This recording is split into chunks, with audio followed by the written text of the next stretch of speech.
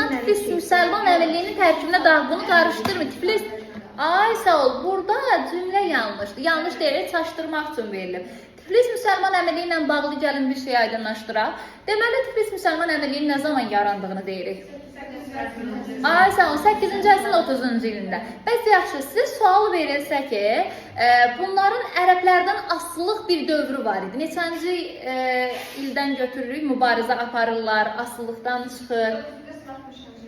60-cı illərdə bəli, mübarizə aparır. Bəs Tiflisi ərazi baxımından ərəb nə zaman özünə tabe edir?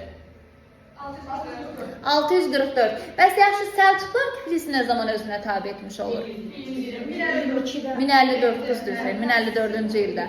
60-cı illərdə ərəblərə qarşı bunlar mübarizə apardılar. Sonra asılılıqdan çıxdılar. Hətta deyirik, hansı sülalənin dövründə müstəqil olur? Kimin? Cəfərlər sülaləsinin dövründə, bəli.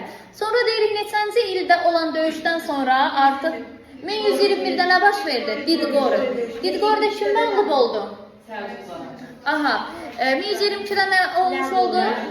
Bəli, 1122-də Tiflis Müsəlman Əmirliyi Gürcülərin tabeliyinə keçir. Yəni, burada cümlə elə olmalıdır.